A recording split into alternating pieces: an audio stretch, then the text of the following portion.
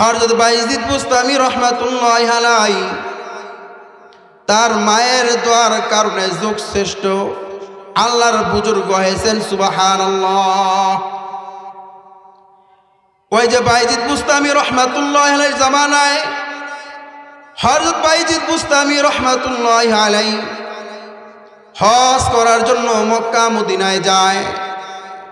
বাইতুল্লাহ কাবাঘর যখন তওয়াফ করতেছিল বায়জিদ বুস্তামি রহমাতুল্লাহি আলাইহি কাবাঘর ধরে আল্লাহ তাআলার কাছে বলতেছে, ও আল্লাহ,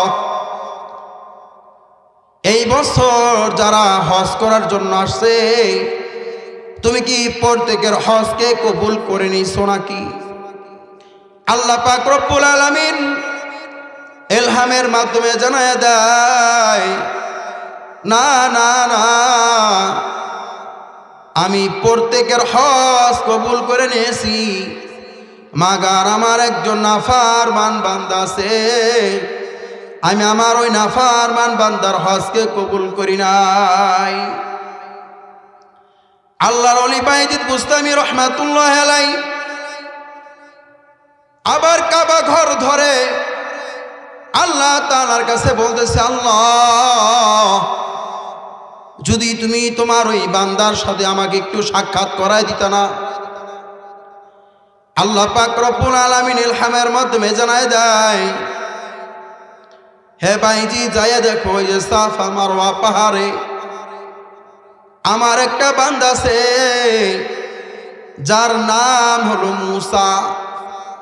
যাইয়া দেখো সে কান্নাকাটি করতেছে আর গৌরাগৌরি করতেছে। বায়জিদ বুস্তামি রহমাতুল্লাহি আলাইহি লোকটার সামনে যায় দেখলো সে কান্নাকাটি করতেছে, পাহাড়ের উপর গৌরাগৌরি করতেছে। যায় সালাম দিল, আসসালামু আলাইকুম, ভাই আপনার নাম কি? হারুন। লোকটা বলল, হ্যাঁ আমার নাম হলো হারুন। বায়জিদ বুস্তামি রহমাতুল্লাহি আলাইহি বলেন, আচ্ছা আপনি কি জানেন এই বছর যারা হজ করার জন্য আসছে প্রত্যেকের হজ আল্লাহ পাক রব্বুল আলামিন কবুল করে নিতেছেন, মাগার আপনার হজ আল্লাহ কবুল করতেছে না। এ ভাই হারুন, আপনি এত কি অপরাধ করেছেন, কি এত বড় পাপ কাজ করেছেন যা আপনার হজকে আল্লাহ কবুল করতেছে না? হারুন ওই লোকটা বায়জিদ বুস্তামি রহমাতুল্লাহি আলাইহির কাছে বলতে লাগলো, হে আল্লাহর ওলি, আমি যখন যৌবন ছিলাম, আমি যখন বিয়া শাদী করি, আমার বউয়ের কথায়, আমার বিবির কথায় আমার মার সাথে খুব খারাপ আচরণ করেছি, খারাপ ব্যবহার করেছি।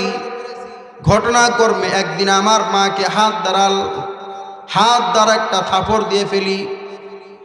আর একদিন ঘটনাক্রমে আমার মার সাথে ঝগড়া করা অবস্থায় রাগের মাথায় পা দ্বারা একটা লাথি মেরে ফেলি। আল্লাহর ওলি, বিশ্বাস করবেন না, আমার মা যখন মারা যায়, আমার বিবি যখন আমাকে ছেড়ে চলে যায়, আমার তখন হুঁশ এসেছে, হায় হায় আমি কি করেছি, যে মা আমাকে গর্ভে ধারণ করেছে, 10 মাস 10 দিন গর্ভ ধারণ করেছে, যেই মা আমাকে ছোট থেকে লালন পালন করে বড় করেছে, সেই মাকে আমি থাপ্পড় দিয়েছি, সেই মাকে আমি পা দ্বারা লাথি মেরেছি। আল্লাহর ওলি, বিশ্বাস করবেন, যেদিন আমি বুঝতে পেরেছি আমি অন্যায় করেছি, সাথে সাথে আমার হাতখানা কেটে ফেলেছি। যেই দিন থেকে আমি বুঝতে পেরেছি আমি আমার মায়ের সাথে খুব অন্যায় করেছি, সাথে সাথে আমার পাটা কেটে ফেলেছি। বায়জিদ বুস্তামি রহমাতুল্লাহি আলাইহি এই ঘটনা শোনা মাত্র কান্নাকাটি শুরু করে দিল। আসমানের দিকে তাকাইয়া 2 কানা হাত উঁচু করিয়া, ইয়া রব্বে কাবার মালিক, তোমার বান্দা হারুন নিজের ভুল স্বীকার করতেছে, নিজেকে নিজে শাস্তি দিয়ে ফেলেছে। ও মেহেরবান মালিক, মেহেরবানি করিয়া তোমার বান্দাকে তুমি মাফ করিয়া দাও, তার হজটাকে কবুল করে নাও। আল্লাহ পাক রব্বুল আলামিন ইলহামের মাধ্যমে জানায় দেয়, বাইজিৎ রে, তোমার যদি হজ পরিপূর্ণ আদায় হয়ে থাকে বাড়িতে চলে যাও। হারুনকে কাল হাশরের ময়দানে তার আম্মা জানের সামনে দাঁড় করানো হবে। তার মা যদি তার সন্তানকে মাফ করে দেয়, আমি আমার বান্দাকে মাফ করে দিব। তার মা যদি হারুনকে মাফ না করে, আমি আমার বান্দাকে মাফ করতে পারবো না। মুহতারাম হাজিরিন, এই জন্য জীবন চলার ক্ষেত্রে মা বাবার সাথে দুই একটা বিষয় ঝগড়া ফাসাদ হতেই পারে।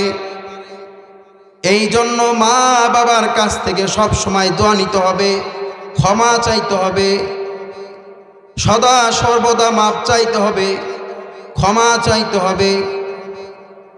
আর যাদের মা বাবা অন্ধকার কবরে চলে গেছে, আল্লাহ পাক রব্বুল আলামিন ওই সমস্ত সন্তানদের জন্য পবিত্র কালামুল্লাহর মধ্যে দোয়া শিখাই দিছে। সুবহানাল্লাহ। ওয়াকুর রব্বিরহামহুমা কামা রব্বায়ানি সগীরা। সকলেই বলেন রব্বিরহামহুমা কামা রব্বায়ানি সগীরা। রব্বিরহামহুমা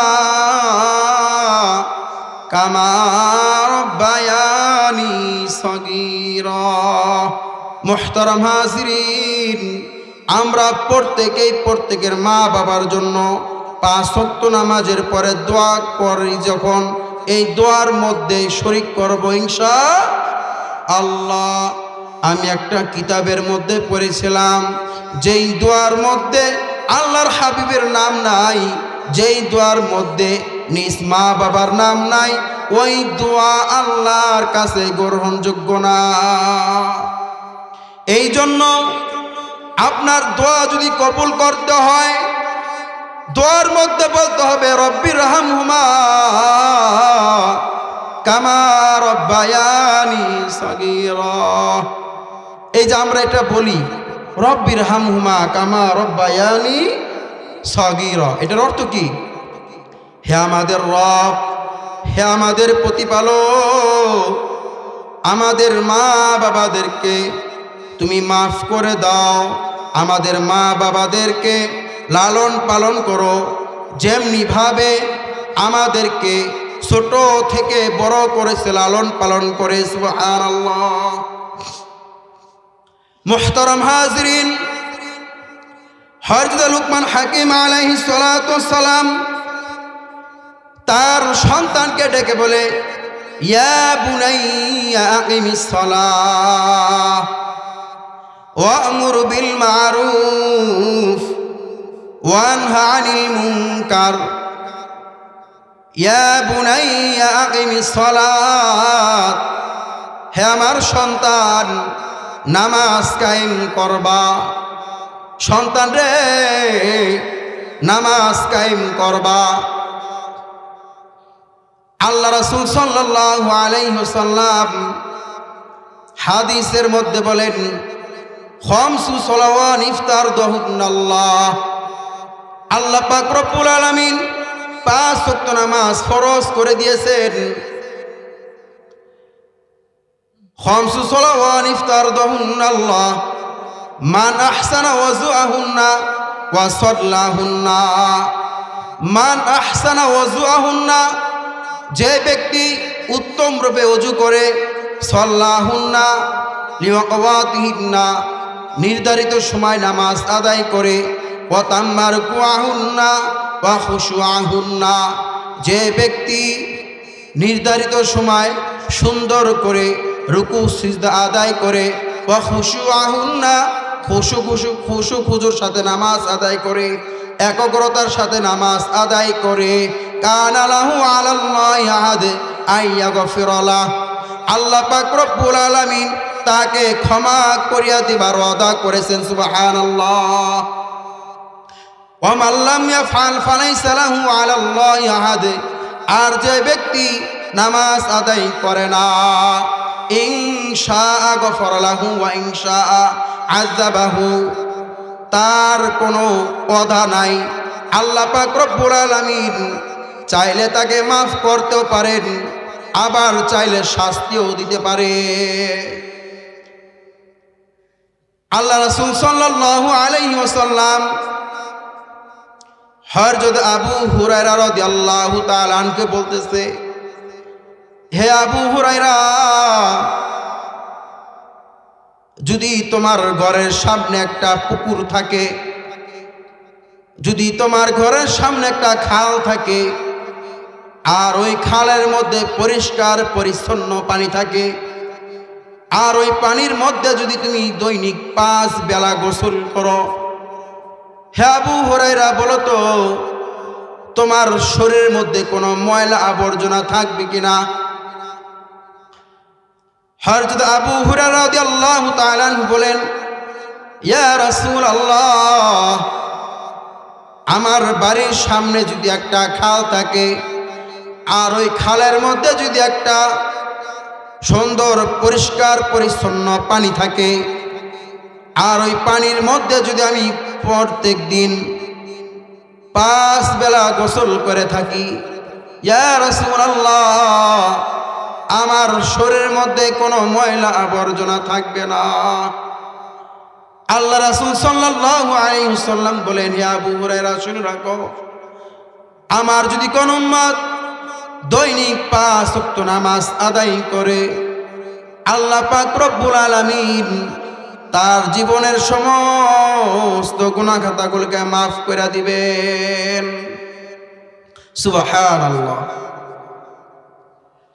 পয়গম্বর মুসা কালিমুল্লাহ আলাইহিস সালাতু ওয়াস সালামের জামানায় পয়গম্বর মুসা কালিমুল্লাহ আলাইহিস সালাতু ওয়াস সালামের কাছে এসে একজন মহিলা বলতেছে, হে মুসা কালিমুল্লাহ, আমি অনেক বড় পাপ করে ফেলেছি, অনেক বড় পাপ করে ফেলেছি, আমি নিজের পাপের জন্য তওবা করতেছি,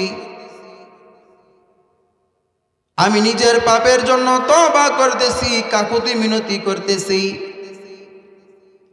তবে হে পয়গম্বর মুসা কালিমুল্লাহ, আপনি যদি আমার জন্য একটু সুপারিশ করেন আল্লাহ তাআলার কাছে, তাহলে অবশ্যই আল্লাহ পাক রব্বুল আলামিন আমাকে মাফ করে দিবে।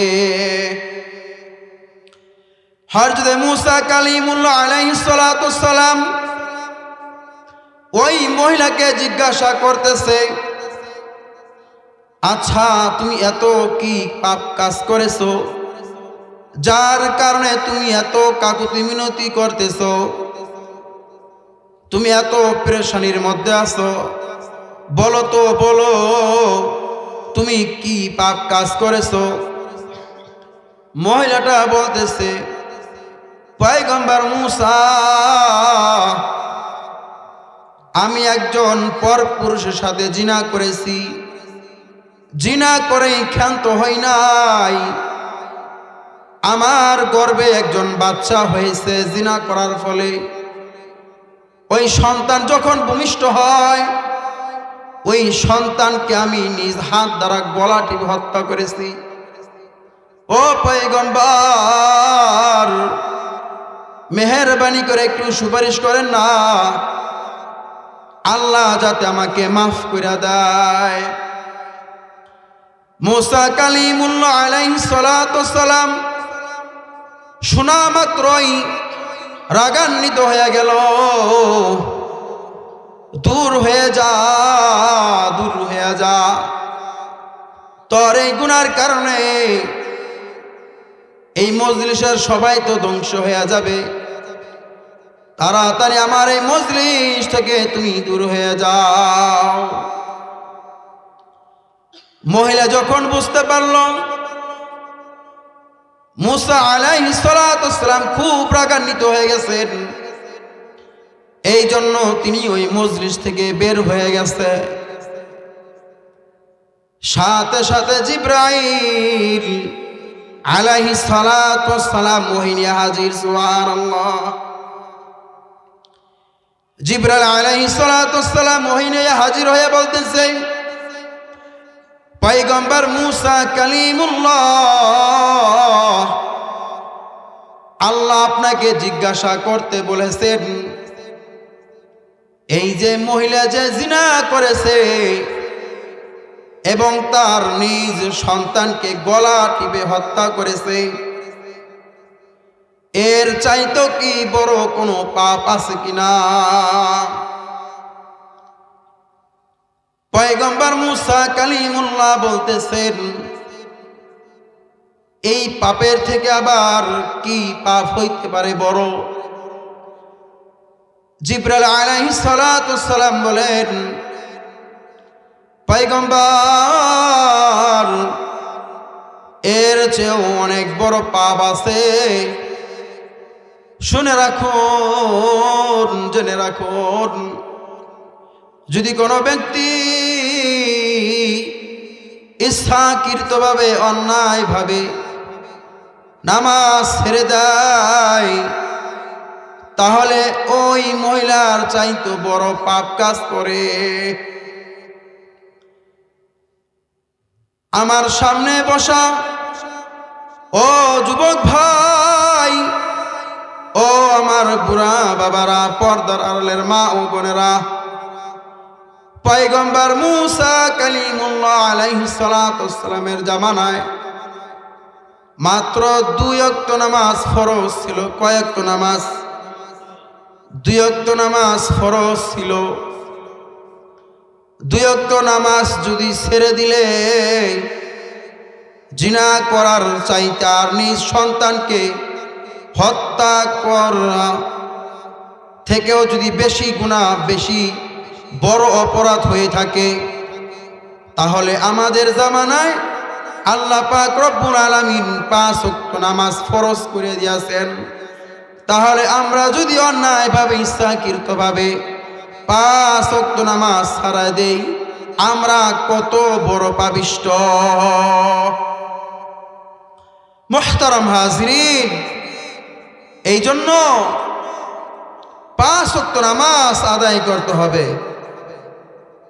5 ওয়াক্ত নামাজ আদায় করতে হবে। আল্লাহ রাসূল সাল্লাল্লাহু আলাইহি ওয়াসাল্লাম বলেন যে কিয়ামতের দিন সর্বপ্রথম বান্দার সর্বপ্রথম নামাজের হিসাব হবে। এই জন্য মুহতারাম হাজিরিন, আজকে আমরা অনেকে নামাজ পড়ি, ওই যে মুরব্বী হয়ে গেছি, বুড়া হয়ে গেছে, এই জন্য নামাজ পড়ি, মন থেকে নামাজ পড়ি না। আমি আলেম হয়েছি, নামাজ না পড়লে মানুষ আমাকে খারাপ ভাববে, নামাজ পড়তে হবে। আমি বুড়া হয়ে গেছি, আমার ছেলে সন্তান বিয়ে দিয়েছি, এখন নামাজ না পড়লে মানুষ আমাকে মন্দ বলবে, এই জন্য নামাজ পড়ি। মুহতারাম হাজিরিন, নামাজ পড়ার মতোই নামাজ পড়তে হবে। হযরত লুকমান হাকিম আলাইহিস সালাতু ওয়াস সালাম তার সন্তানকে বলতেছেন, হে সন্তান, নামাজ কায়েম করো। নামাজ কায়েম করার অর্থ কি? কিতাবের মধ্যে এসেছে, নামাজকে সুন্দর করে পরিপূর্ণ নামাজের হক আদায় করে নামাজ আদায় করাকে নামাজ কায়েম বলা হয়। আরেক কিতাবের মধ্যে এসেছে, তোমার ফ্যামিলির মধ্যে 5 জন সদস্য বালেগ সুস্থবান, তাহলে ওই 5 জন ব্যক্তির নামাজ পড়তে হবে। আজকে আমি বাবা, আমি নামাজ পড়তেছি, আমার বিবি নামাজ পড়ে না, আমার সন্তান নামাজ পড়ে না, আমার পুত্রবধূ নামাজ পড়ে না, তাহলে নামাজ কায়েম করা হচ্ছে না। এই জন্য মুহতারাম হাজরিন, নামাজ কায়েম করতে হবে ইনশাআল্লাহ। আমরা আজকে থেকে পরিপূর্ণ প্রতিজ্ঞা করি, আজকে আমিও নামাজ পড়ব, আমার বিবিকেও নামাজ পড়াবো, আমার ঘরে যত সদস্যবৃন্দ আছে প্রত্যেককে 5 ওয়াক্ত নামাজের জন্য তাকিদ দেব ইনশাআল্লাহ।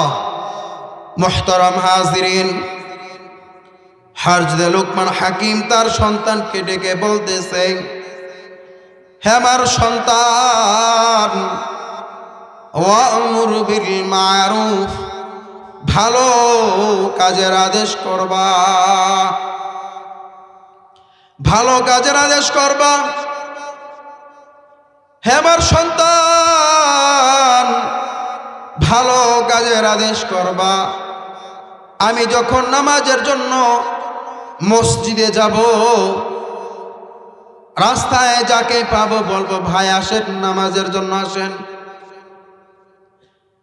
হযরত লুকমান হাকিম আলাইহিস সালাতু ওয়াস সালাম তার সন্তানকে ডেকে বলে, ওয়ানহা আনিল মুনকার, সন্তান আমার, খারাপ কাজে বাধা প্রদান করবা। পাড়া মহল্লার মধ্যে যখন বিয়া শাদী হয়, গান বাজনা হয়, ঠিক কিনা বলেন? এই গান বাজনাগুলা থামায় দিতে হবে, বাধা দিতে হবে। পাড়া মহল্লার মধ্যে দেখবেন আমতলায় আর জামতলায় টাস খেলতে বসে। ওই যে আমি শিবচর ছিলাম, স্বয়ং চেয়ারম্যান খেলে টাস,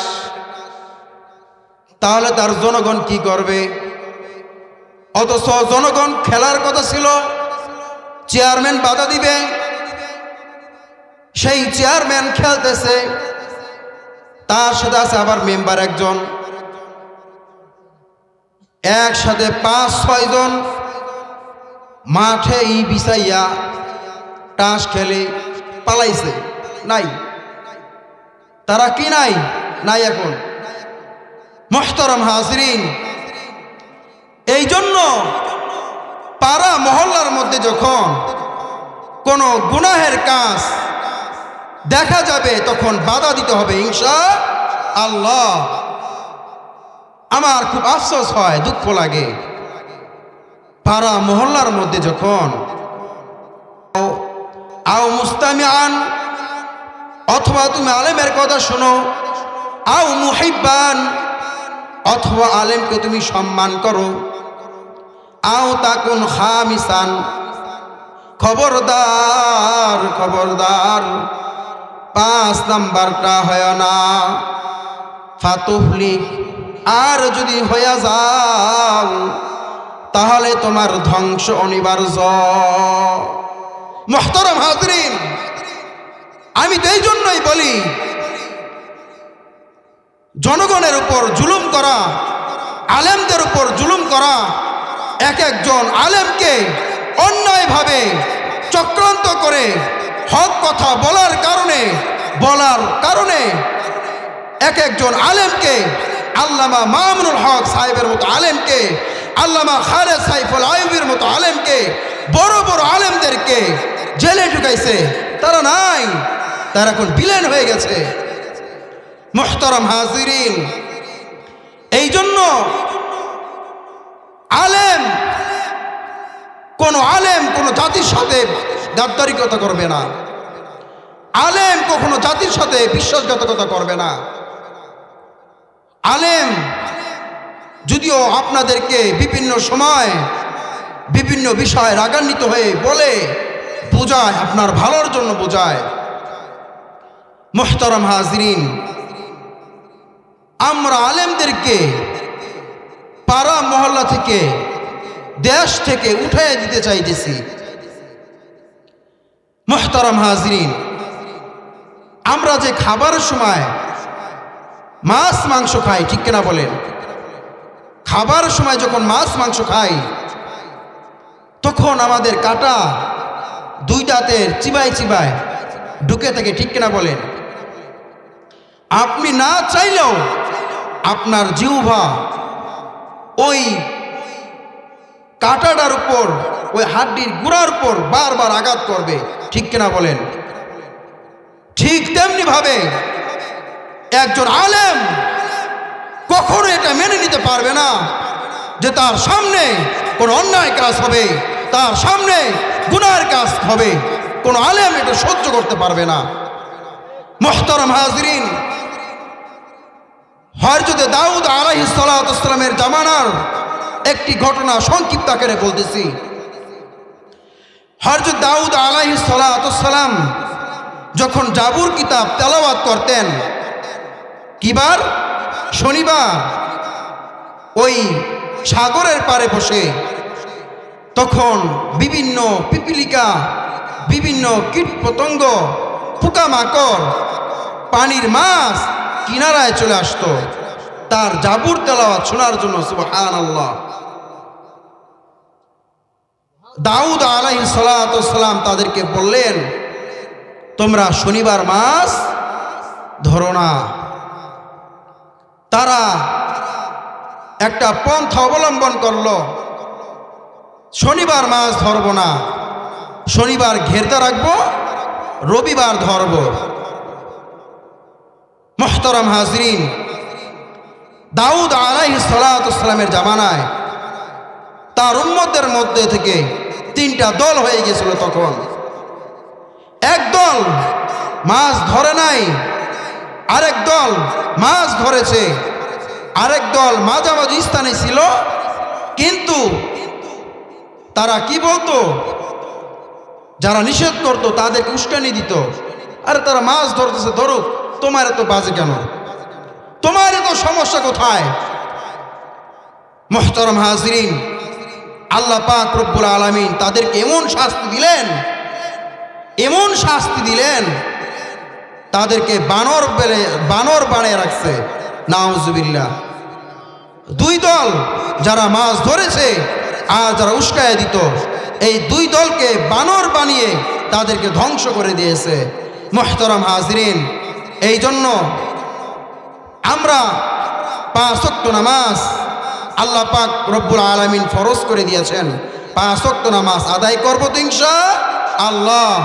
আমাদের যাদের মা বাবা আছে, প্রত্যেকের মা বাবার সাথে সৎ ব্যবহার করব, মা বাবার খেদমত করব, এবং যাদের মা বাবা অন্ধকার কবরে চলে গেছে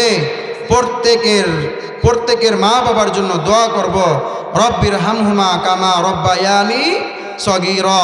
আল্লাহ পাক রব্বুল আলামিন আমাদের প্রত্যেককে এতক্ষণ পর্যন্ত যে আলোচনা পেশ করলাম, আমাদের প্রত্যেককে আলোচনার উপর আমল করার তৌফিক দান করুন। আমিন। ওয়া মা আলাইনা ইল্লাল বালাগ।